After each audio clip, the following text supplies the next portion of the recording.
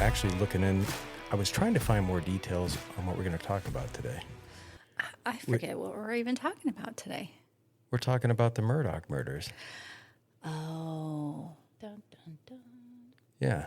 And their Yeah. saga. So it's funny. That's deep. It is. And so we've all watched the documentaries. And I think there's multiple. Yes. So we've all seen the Netflix one. Yes, and then, I have. There's another one that's on, was that HBO Max? Or was it Hulu? Yes, no, it was HBO Max. There's several. So I don't know about you guys, but I watched those documentaries, and I think I had more questions when the documentaries were over than I did before. I mean, I was kind of familiar what happened with the Murdaugh murders, with so Alex Murdaugh. How you pronounce it? Alec. Sorry. Don't get it wrong. And Murdaugh. Which is Murdaugh, but it's Murdaugh. Anyway. So I guess I don't have to say allegedly because he's been convicted of murdering his son Paul and his wife Maggie. And this happened in, was it 2021 or 2022? I guess it really doesn't matter. I think it was 21. 21. So anyway, apparently his wife and his son were out at the kennels, out at their house in South Carolina, and Paul calls 911 and tells police that he's found his son and his wife dead. So anyways, law enforcement shows up. The scene is pretty bad. So Paul's been shot twice with a shotgun, once in the chest, once in the head, and Maggie's been shot 5 times with a 300 Blackout, which is a rifle caliber, and it's not a powerful. It's a high-powered rifle, but it's not like a 30-06, or it's not like a deer hunting rifle by any means. It's like you're trying to speak English to me. Yeah. But I'm just not computing what you're saying. Is it like, Well- an AR-15 and a shotgun and a pistol, and that's the extent I know about guns. Well, the 300 Blackout would be in an AR-15 platform, and that's just like a style of a rifle. So, but the 300 Blackout is a 30 caliber bullet, but it's kind of shoved into the casing of a 223, and a 223 is actually it's a pretty small high caliber round. But anyway, so they conduct the investigation, and I think it took them a while before they determined that Paul is the one that committed the murders. You mean Alec? Or Alec. Alec. Spelled Alex, pronounced Alec. Mm-hmm. But the questions that I have is, and I still can't answer, and I haven't found anything, is there were 2 weapons involved, and there were 2 long guns. So a shotgun and a rifle. And typically when I see 2 guns used by one person to commit multiple murders, it's going to be a handgun and a long gun. Because they can have like a handgun either in a holster or in a waistband, and they can raise a rifle or a long gun, and they can make shots, and then you lower it because you probably have it on a sling, and you can transition to, a handgun. But I don't think I have ever seen a murder where there's multiple casualties and multiple long guns, whether it be rifles or shotguns, used. And I cannot figure out how he would have made that transition, because it's not like that Paul was shot in a house or a building or an area a long distance away from where Maggie was shot. And they were shot within, 15 feet of each other. I mean, it was pretty close proximity. Mm-hmm. And you would think that, I guess I try and picture it in my head, if he shoots either one of them, you would think the other one would I don't know, run? Something. I guess I don't know. And maybe they would have panicked, but why would you shoot somebody? You got a weapon in your hand and you're going to commit a murder, and you shoot this person, and then you'd have to set that gun down and pick up the other weapon, wherever it might have been. And take aim, Yeah, and shoot, because these are two-handed weapons. There's no way you're going to shoot. You're not going to carry one in each hand and shoot somebody with a shotgun with this hand, especially multiple times, because the recoil on a shotgun is, it's pretty great. Yeah, and naive as I am with weapons and guns, I even could not put the pieces together on how that would happen in that time frame, the proximity of where the bodies were, the fact that Alec is not a slight person. He's kind of hefty. You didn't think he'd be moving real quick. No, you wouldn't think. I mean, even though he's good with guns, he's an avid hunter, he's not going to be moving that quick. And the theory is that Paul gets shot first. The wife comes around the corner of one of the other buildings and this is a theory I heard anyway, and then she's running towards Paul, and that's how she gets in that close proximity. I just don't get it. It just doesn't make any sense that he would be the one to shoot both of them with these two different weapons. I think the shooter would have to be pretty darn quick. But as you and I were talking earlier, could he have had one on a sling? Or no? Well, even if you had one on a sling, though, why would you be carrying two? That's what I really don't. Typically, let's say even if you're going to go hunting, sometimes you'll carry two out to the vehicle to load it. But I don't understand why there would be a transition. So let's say he was going to shoot Paul first, and he has one on a sling and he's carrying one in his hand. Why would he drop the one to pick the other one up to aim? Well, isn't a shotgun only, since they said he was shot twice with the shotgun? 2 shells? Isn't it only a 2 shell? So I would. But can some only hold 2 shells? I don't know why anybody would put. Typically, they'll hold 4 or more, and you can reduce the capacity of a shotgun. And I can't think of the term I'm looking for, but you can put a block in there to keep it from holding more rounds, but you're not going to limit it to 2. The other thing is, unless it's like just a double barrel. you have to consider his mind frame. You would think that he's just shot his son, even though maybe he's been planning it and it's calculated, but he still just shot his son. You would think there would be some kind of emotion running through him, adrenaline, whatever, but to have the mind frame and the wherewithal to, okay, now I have to switch guns. You would think adrenaline would be going so high that he would just, okay, shoot, now I gotta get her. Like, you wouldn't think he would be so conscious-minded that he would be thinking, okay, now I have to switch guns to make it look like it's, I don't know. Yeah, he's not a professional hit person. Right.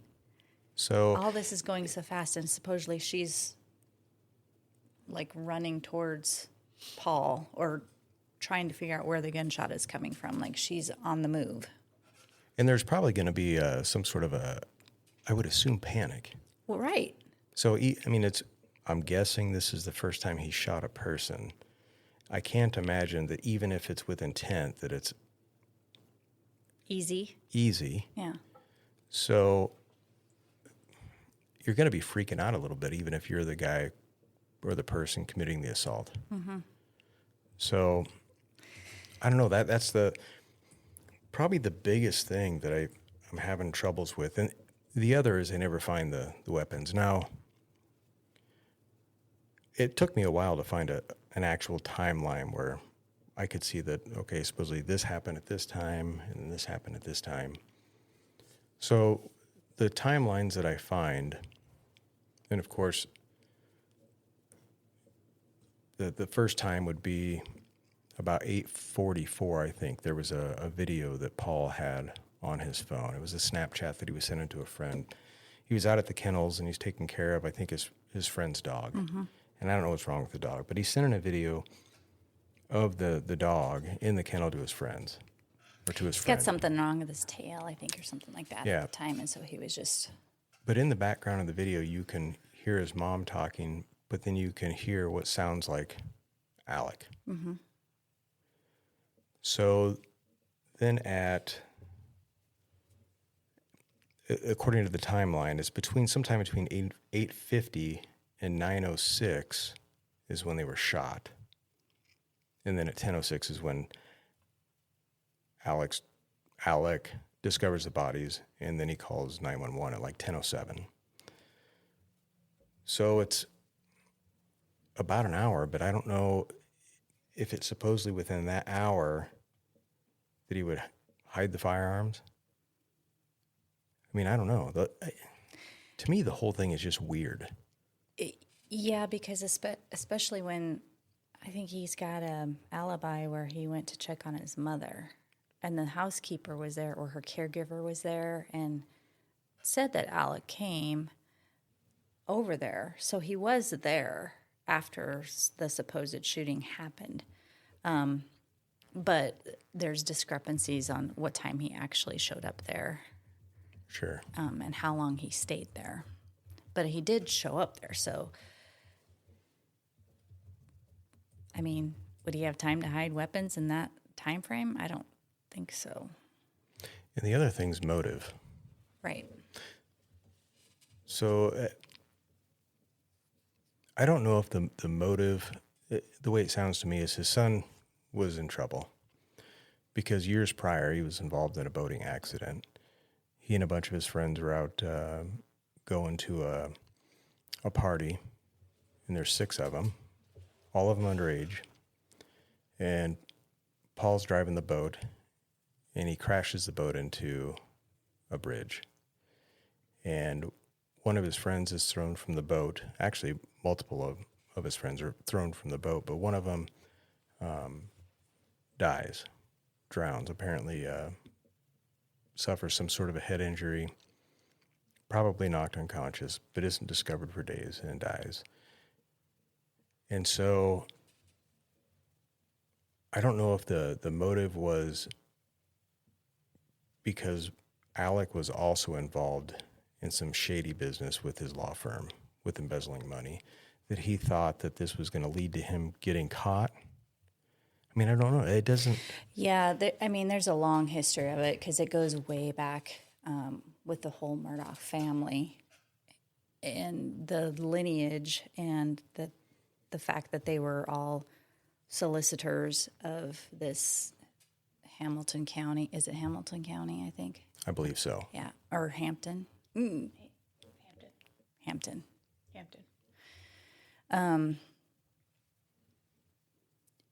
Yeah, and I don't know so much that his dad or his grandpa had done shady dealings, but Alex sure had a reputation of it. Yeah, I mean, I think he was doing a lot of insurance fraud. Yeah, he was embezzling money from both the clients and I believe from the law firm itself. He would file lawsuits and collect from the insurance company, And have that keep the money, money, have it deposited into an account that he would draw off of, apparently. Yeah, and I think, pretty much was said that, the Murdaugh family was the law in that town or in that county.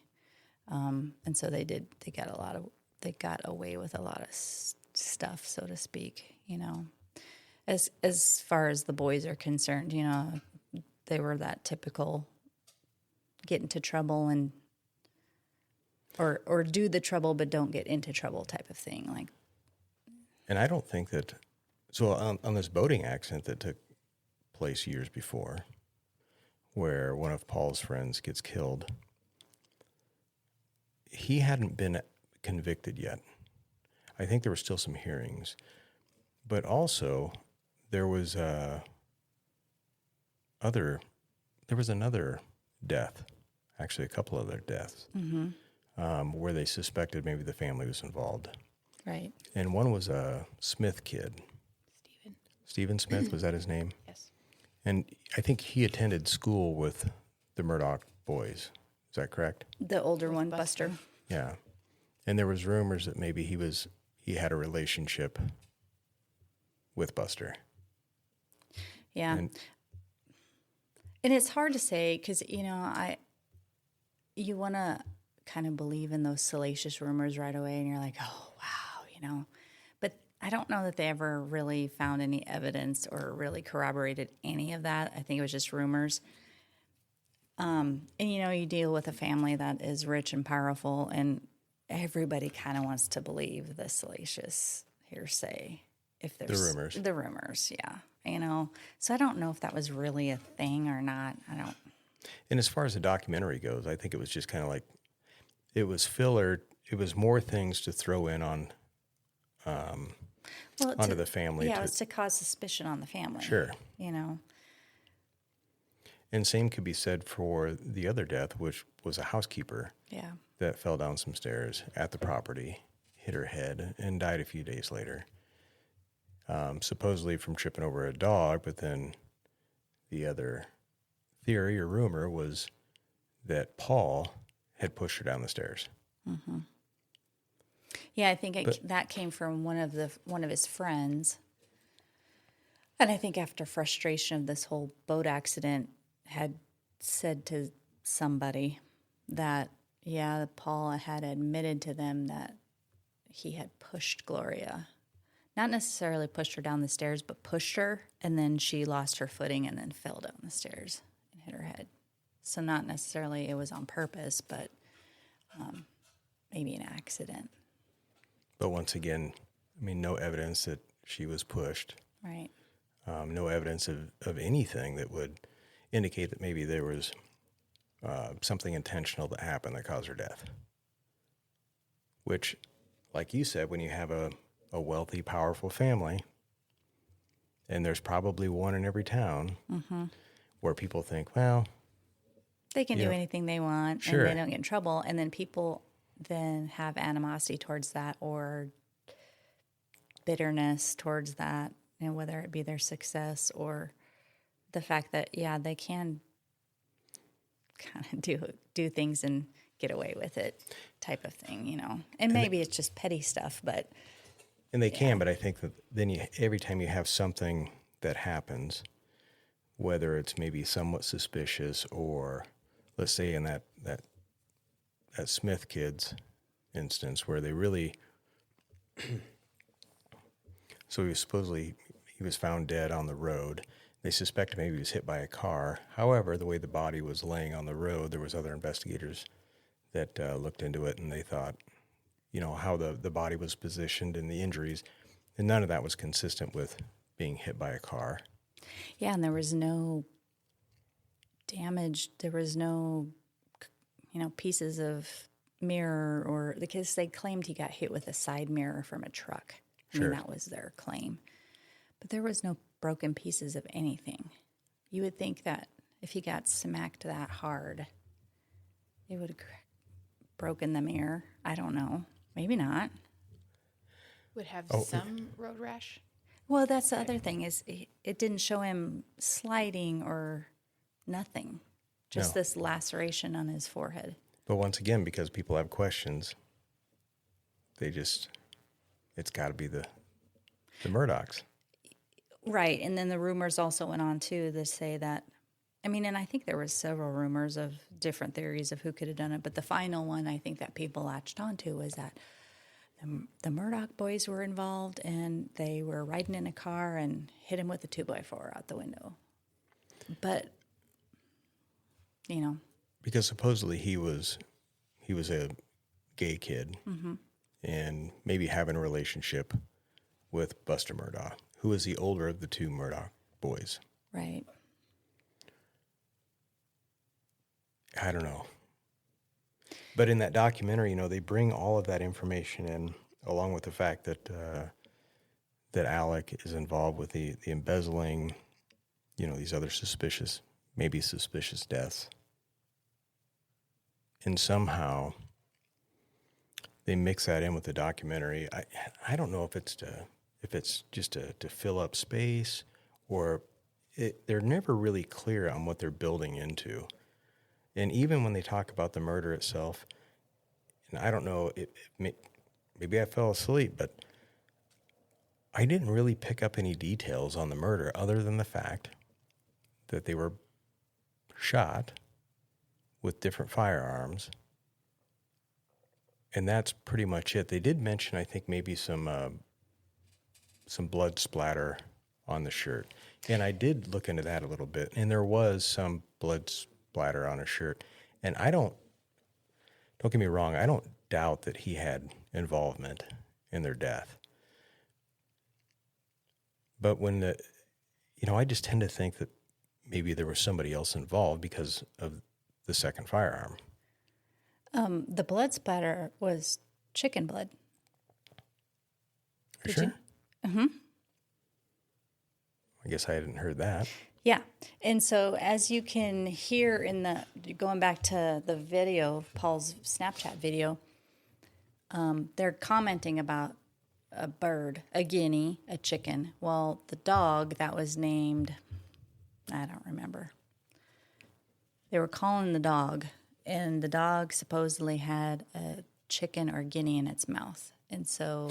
Oh, that's right. And so Alec took it out of the dog's mouth, and that's how he got the chicken blood on his shirt. And it was just a few drops. But that's what the blood was. It wasn't human blood.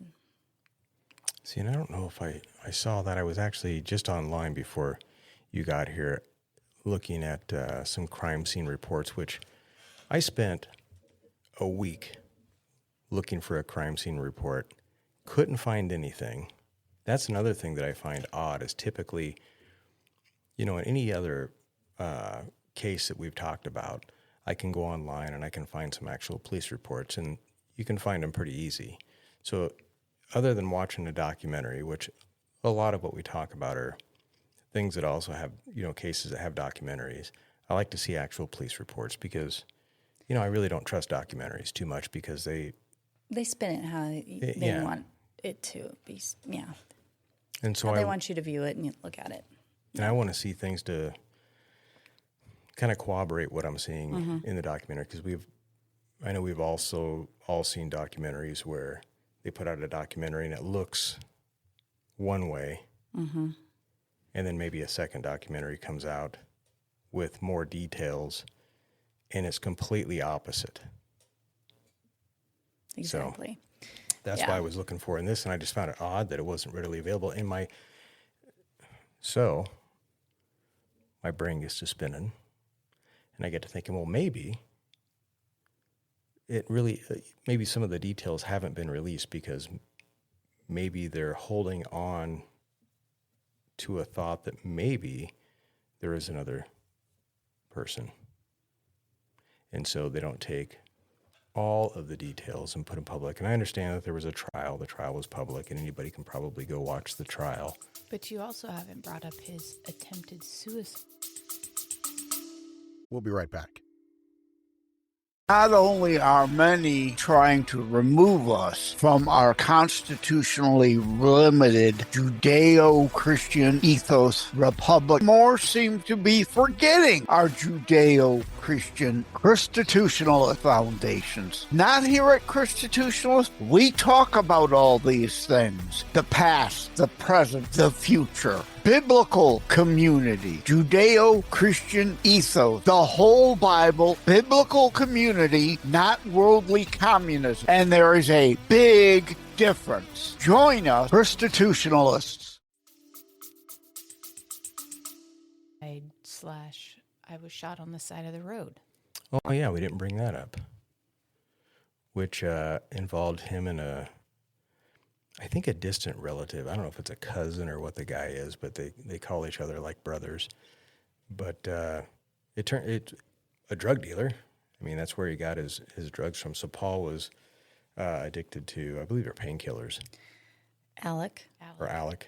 I keep saying Paul. You keep saying Paul. But one documentary we did watch, the housekeeper claimed that the drugs were Paul's. Oh, that. So Yeah. it's like, what? In the amount of money that Alex said he spent, like, because he's self-proclaiming he's got this drug addiction to opiates, and the amount of money that he would have spent on opiates, this guy would have been comatose. There's no way he spent this amount of money on drugs. That was a ridiculous amount. It was a ridiculous amount. He'd have to be taking like some lawyer had said it. He'd have to be taking like 4 Percocet an hour. Is that possible? I mean, maybe. You would OD, would Maybe, you not? but like he wouldn't be able to function Sure. as a practicing lawyer the way he was, and be able to keep all of his lies somewhat straight to where he's manipulating everybody. Like, there's no way he could have the mental capacity to keep all of that straight and have a drug addiction that bad. And it was that person that he was getting his drugs from, this cousin, or I guess I'm not sure what the... They called him Cousin Eddie. Cousin Eddie. That's the person that he had shoot him on the side of the road. Allegedly. Allegedly, because I saw the interview with the lawyer that said the wound didn't look like a gunshot wound. It didn't have an entrance or an exit. So they didn't know what the kind of wound was, or what the wound was from. And it wasn't exactly a severe wound, because we saw in one of the documentaries, they have video of him in the ambulance and one of the EMTs or paramedics going into the ambulance, and he's sitting, talking. His 911 call. Yeah, I was just going to say, if you listen to his 911 call, he's pretty lucid. Like, he's. And the funny thing was, when they were they were interviewing different people, and they must have interviewed a lady that drove by when he's laying on the side of the road. And how did she word that? Looked like a setup. Yeah, it looked like a setup, so she just kept going. Didn't even stop. He probably just got hit in the head with a chart like we did when we were kids. Yeah, she just looked over and seen this guy bleeding on the side of the road, rolled her eyes, and went, oh, God. What an idiot. That's the South. And kept going. Well, all of that was motive, I think, for him, because, he was deep in these insurance frauds and filing claims, and I just think he was trying to figure out some way out of all of this stuff he was involved in. And he may have been under the influence Sure. of whatever drugs he was taking. Sure. But I don't know. I don't know if I believe he was on drugs. I just don't believe it. I don't know. I would believe he's on drugs. I would believe that he had something to do with the murders. I still just struggle with the fact that he used 2 long guns, and I still think that there's obviously something we don't know. I think that something... Yeah. I still think somebody helped him. Yeah, absolutely. I feel like he either hired somebody to do it, or had somebody there with him to help him do Sure. it. I don't know. When I look at Alec Murdaugh, the impression that my first instinct of him is he is a wimp. Yeah. I absolutely don't think he has the guts in him to shoot a person. Let alone his own son and his own wife. Yeah, I just don't see that. Yes, he's an awful person. He's a liar. He's a manipulator. He's all of that. But I think he's way too much of a crybaby to shoot anybody. Yeah, it takes a little bit more to pull a trigger in somebody's life. I don't think he has it in him. Yeah, I guess I kind of don't either. Especially when you look at him. I could see him poisoning somebody. But shooting somebody is a little more personal. I mean, you're looking him right in the eyes. You pull the trigger and you know that it's going to... Now, I do think that... I think his wife was shot from behind. Yeah, but she had a wound on her knee. She had a wound on her arm. Yeah, she was shot 5 times. I know, but wasn't she? I don't know. I thought it was point blank, like in the forehead, like facing. No, I think that was the last shot. I think they said that she had Yeah. fallen, and then whoever did it walked up and like shot her like directly in the head. That could have been. At one time, I actually found a picture online that just showed like a forensic drawing of the body, and then it shows, the direction that the shots came from, entry and exit, and if that picture was right, they were crazy. So they're not all from just like coming forward, let's say, like she's facing and it's boom, boom, boom 5 times. It's like they're in. Well, I'm sure she was moving, trying to, Sure. But I mean, they're not even close. So, and I think I saw something with Paul where one of them, that the shot was from an up.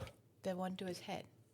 Yeah. That the first shot was into his like stomach, and he stumbled out of the feeding closet or whatever they called it, and that the person, they said, made it seem like they were surprised that he actually was still walking, and that's when they shot again. But for how they were holding the gun and him coming out of the feeding stall, that it went up at an angle through his head. Yeah, I think Like I they saw were putting the gun down, surprised that he was still. that, or the reenactment showed that possibly the shooter fell backwards and was like falling. I don't know. It's probably the weirdest. Yeah, you could probably never actually do an actual reenactment of the No. replicate what happened, because And it's whoever probably pulled so the trigger freaky. would have to be actually honest and say, well, let me tell you exactly what happened. Yeah. And that's probably not going to happen. So I don't know. What do you guys think? I don't feel like he did it alone. Like I said, I feel like if he did shoot his own child, I really don't feel like he would have shot Maggie too. And also, you have to also think that, this family, I think, was tight-knit. Of all of the trouble that those boys got into and all of the, digging them out of trouble and covering up for them and doing all this stuff, you have to somewhat have a close-knit family to stand up for one another. I just don't see him doing it, because then who else does he have in this world to have his back? I don't get it. I don't know. Marissa, you have a look on your face. I told you earlier that I almost think that Maggie shot Paul, and Alec came upon it and shot her. Interesting. Because allegedly, she was supposedly talking to a divorce attorney, but there's never been no documentation been brought forward. But I almost think that Maggie just was supposed to be the perfect wife to stand and do as Alec told her to. And I wonder if she started to learn more of his embezzlements, and that the family was going to be screwed because he was forced to resign from the law firm. And Paul was going to be starting his trial. And I just think shit was starting to come to a boiling point for her. That's just me. See, I don't know that she could shoot somebody either. But I don't know. I actually don't. I'm not convinced that anybody in the family actually pulled the trigger. I do think that Alec had something to do with it. Yeah, I feel like Alec hired somebody. This is my opinion. I didn't mean to cut you off. I feel like Alec hired somebody to do it. Where I can't get straight in my head is this whole timeline thing. I can't either. And why did he lie? Why did he lie and say he wasn't at the kennels, that he fell asleep at home? And then once they weren't back, then went to the kennels. Why did he lie and say he wasn't there? I don't know. Because I know that he'd went and visited was it his mom or his dad? I think it was his mom. And they have a housekeeper too. But he changed to that story after he had said, I'd fallen asleep. That was like the first story, right? I fell asleep. Well, no, I think he said he fell asleep, he woke up, and then he decided he was going to go check on his mom. Then when he came back, and in that meantime, he had texted Maggie and said, I'll be back. Like saying, I'm going to go check on mom, I'll be back. And then once he come home, he discovered they still weren't home, and so that's when he called her, and she didn't answer, so then he went to the kennels to go look for them. I feel like he's shooting himself in the foot by saying that story that he was never there because he's so used to lying. Sure. He's so used to lying about stuff. I think he wanted to distance himself from the whole situation, and that's why he lied and said he was never there. He would have been much better off if he would have said, yeah, I was there earlier, and then I left to go check on mom, because I feel like maybe that's truly what happened. He was there. The shooters were waiting. He gets in his golf cart or his gator or whatever and heads back up to the house, and that was their cue. That was the time to do it. That's what I feel like happened. He goes back up to the house. He goes and checks on his mom, yada, yada, yada, comes back, and then he has to go through this whole scenario. I feel like that's truly what happened. Yes, I feel like he had something to do with it, but I don't think he actually did it. But I feel like him leaving to go back up to the house to say, I'm going to check on mom, that was the shooter's cue to do it. That would make sense. And if you listen to his 911 call, you know, a lot of times when you hear a 911 call that's made by the person who actually did the shooting, you can kind of tell in their voice that this person isn't really excited about what they're seeing. Mm-hmm. But his 911 call, he did sound pretty excited. I mean, not like an act. Well, because I think truly in seeing it, like it's a great plan in your head, but when it actually comes to fruition and he's actually seeing the aftermath of it, then now he's freaked out. Sure, because now it's real. Now it's real. I truly feel in my heart of hearts that's what happened. And to bring up the boat accident on the 911 call. Yeah, because I think he's trying to put a motive Sure. out there as to why this would happen. And that would be a good motive. Right. So, because I assume, it's safe to assume that there's a lot of people that are pretty upset about that. Mm-hmm. And that would maybe want to get revenge, whether it be the girl's boyfriend or any of the close friends, the parents. I mean, anybody really. Mm-hmm. Anybody else that lives in that community that's sick and tired of the Murdaugh family and feeling like they get away with whatever they want to do and they never get in trouble. It'd be pretty easy to believe. Yeah. I also listened to an interview that said that all of those people involved, the kids involved and the parents of the kids involved, they all interviewed with the police. They were all cooperative. They all gave DNA samples. None of them came to have any suspicion on them as being involved in any of it. They were all very upfront and forward with assisting and however they could. And he was so his career was, he's a lawyer. Mm-hmm. And if you're a lawyer, you're probably familiar with and know a lot of very shady people. And there's no doubt that he would know somebody that is perfectly capable of shooting another person. Well, yeah. I mean, especially his cousin Cousin Eddie. He wanted to shoot himself. Yeah. God. Yeah. So how this has come out now, or why this is coming to the front now, is he's filing for An appeal. Yeah. For a second trial, right? He is. And I don't know when this appeal is going to take place. I don't even know I assume that there's going to be a hearing coming for the appeal. And I don't know if that's this month, next month, when, but we know that he filed for one. Mm-hmm. So I don't know. Maybe more is going to come out in this appeal. I somehow doubt it because the truth definitely is going to come out because of.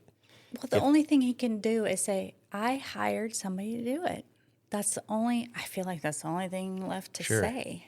And, even if he did, though, that's not going to change his sentence. Because if he says, okay, I didn't kill him, I hired someone to do it. Right. They're not going to say, oh, man. Well, you're 5 free to years. go. Okay. Time served. Go home. So, yeah, I don't know. I think maybe his appeal is probably going to have, I don't know. I guess in the documentaries and everything I see, I don't see a lot of, the documentary especially didn't really cover the trial. Not too much of it. A few witnesses that testified, but really no detail involving the scene. There was so much. Now, in hindsight, there really wasn't any actual evidence that he shot them. That's the problem.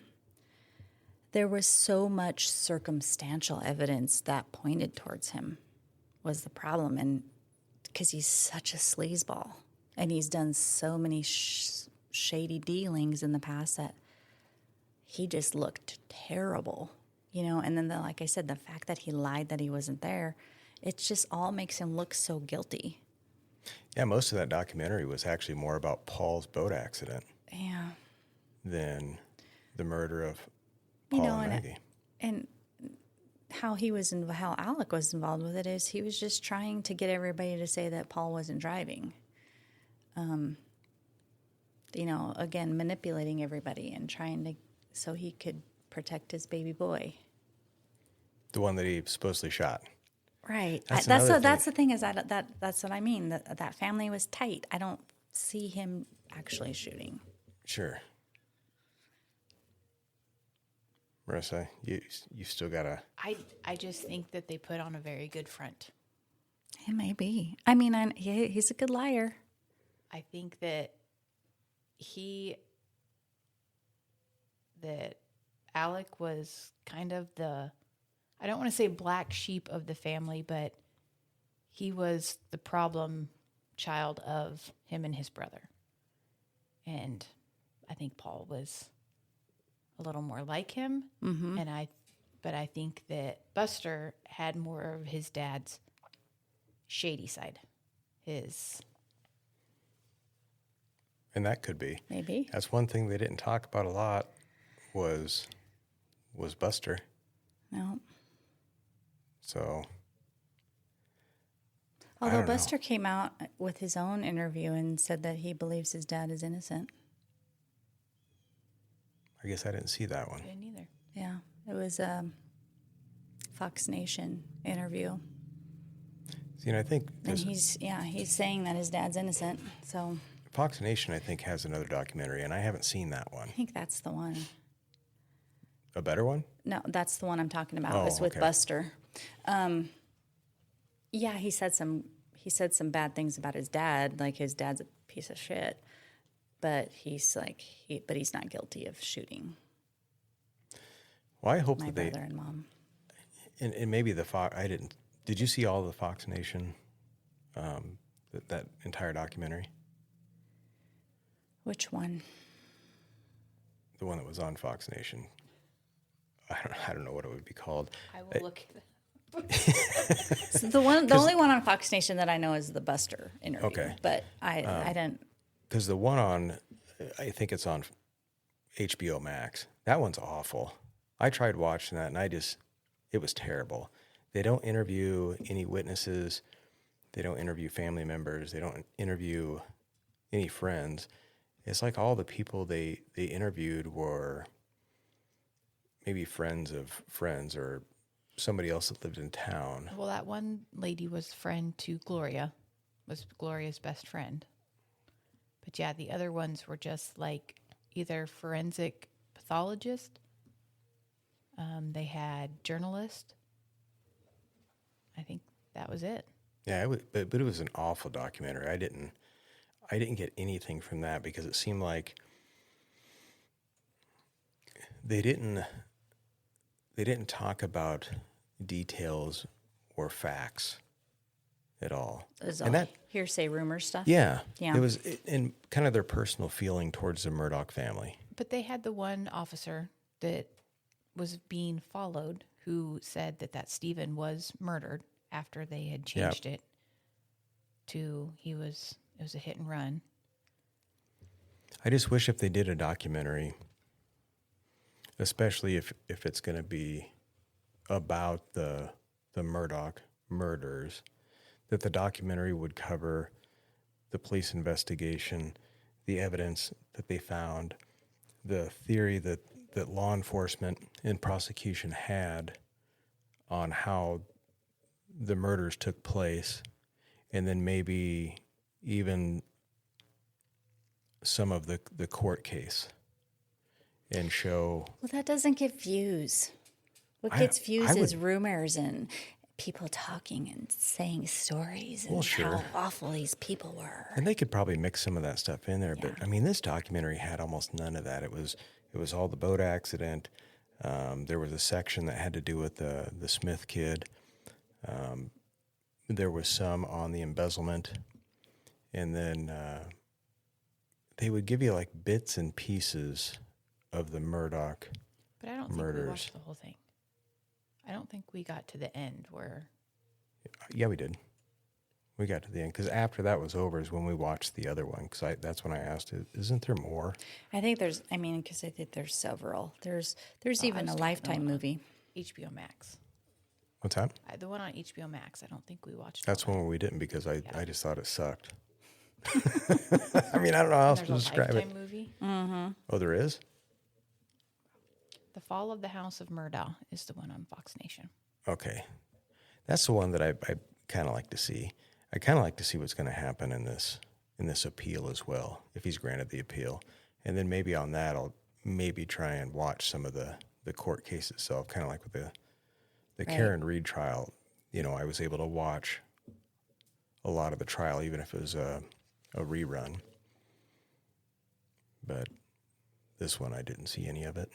Yeah, and I can't like going back. You know, I think I was watching part of the trial when that's how I found out about the blood on the shirt because you know they had sprayed it with the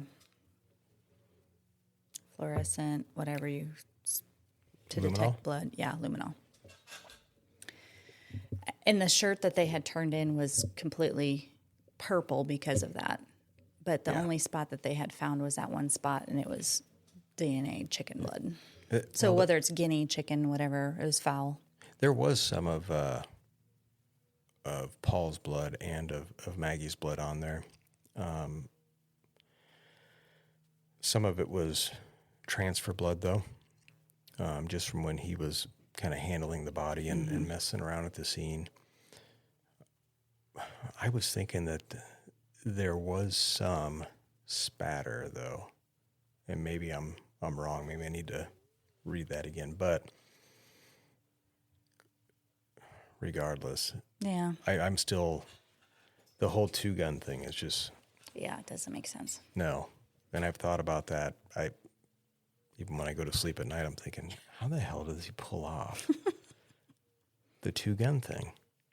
I just don't think he had the agility to do it. No, I don't think so either. Well, to be honest, I don't know many people that do. No. So, well, that's all I got, I guess. Yeah, I mean, it's definitely worth watching. And, I mean, the one documentary, I don't even know what channel it was on. It was interesting to me. It was entertaining, and I gave you an idea. But, you know, if you really are a crime sleuth, you got to dig a little deeper. Yeah, and I'm one of those. You got to dig a little deeper because it's just, I mean, it's a great story, you know, when you're watching it and you're like, oh, okay, case solved. But I don't know. I don't know either. I just want more details. Well, Right. I don't mind some of the I want it to filler be stuff. like the Karen Reed case where, we get this one picture painted and then it. Not saying that I am rooting for Alec Murdaugh because, like I said, he was an awful person. But, I just don't know that he actually did it. I don't think that he pulled the trigger at all. Maybe we'll find out one day. Maybe. We'll see. Time will tell. Well, Marissa, what do we? That's all I got. All right. Well, catch you next time. Later.